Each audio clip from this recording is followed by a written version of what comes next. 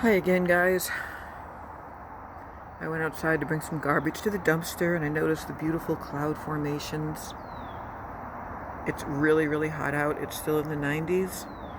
I cannot wait for this heat wave to break. I'm not feeling it. Found out yesterday that I'm not even supposed to be out in the heat or the sun with my Lamictal and all that stuff. So I got kind of nervous about the rash I had on my neck, but if it doesn't go away, I'll go to urgent care. I want to make sure I don't have that SJ syndrome that you can get, that our dear intelligent girl Amberlynn alluded to several days ago when bragging about her diagnosis, which I don't even believe happened. She could have been taking fucking baby aspirin for all we know. She doesn't show anything. She has no receipts of anything. I haven't even finished watching all of Shannon's latest upload. I was a third of the way through, and I can already tell I completely agree. There's almost no way to describe. There's no words, and I usually have a lot of words for just how disappointing and disgusting and disheartening and toxic that person is. She's kind of monstrous, really, and she poisons the eyes and ears of those around her. And I know that sounds like a big exaggeration, but I mean it. Let's walk and talk for a little bit. A few other little things. I hope this doesn't make anyone dizzy. They're kind of dragging the lake where I live.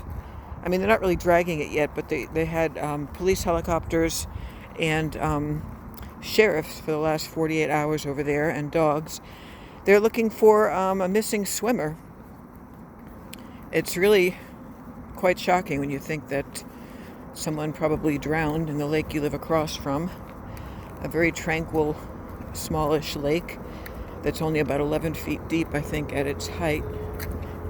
Guy in his 50s, never came home after telling his wife he was going swimming, and his car was still there, but no guy. And nobody knows where he is, but who knows? Who knows what happened? I don't know if it was like a medical emergency, or he just drowned, or maybe he was drinking or on something, or, heart attack, or who knows? Who knows? Another thing I wanted to mention is that one of the 9/11 first responders that recently died was in the same engine house as my husband, my ex-husband, whatever the fuck he is, the guy that I no longer even talk to.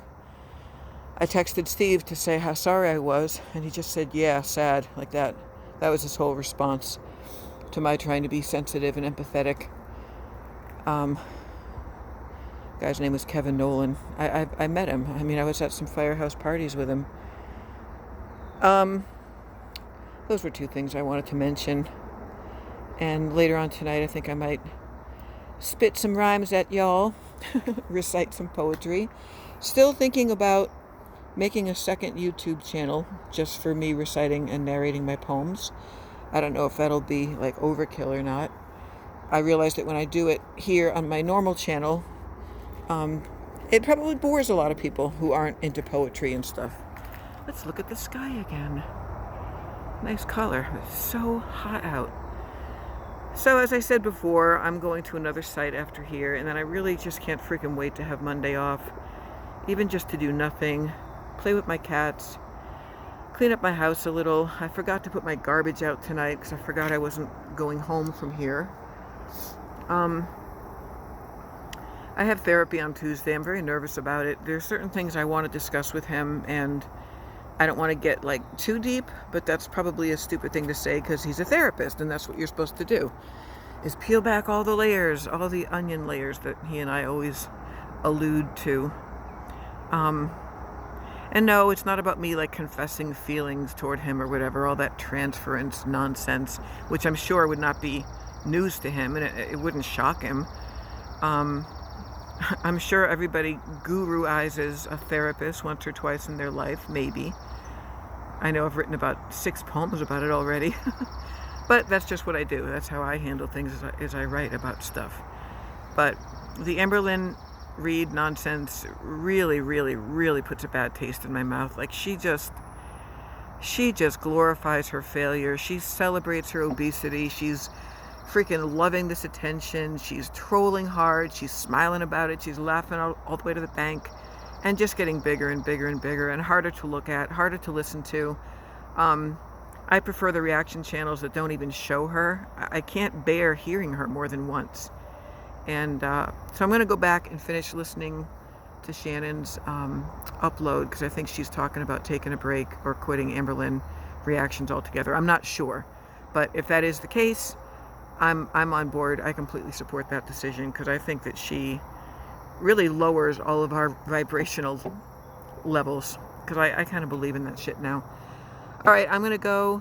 I'll talk to you guys later. Just trying to catch up a little bit. I feel like I've been in the twilight zone the past 2 or 3 days. Whenever I have mixed shifts like this, and it's just weird. It's very bad to go without sleep, especially when you have bipolar. And I'm not saying that as a brag like our girl does. Jesus Christ, celebrating being bipolar. I have bipolar, guys. I'm manic and I can't trust my decisions. Such fucking bullshit. Oh my God. I'm gonna go before I get pissed.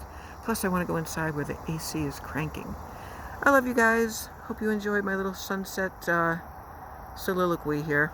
I'll talk to you soon. Bye.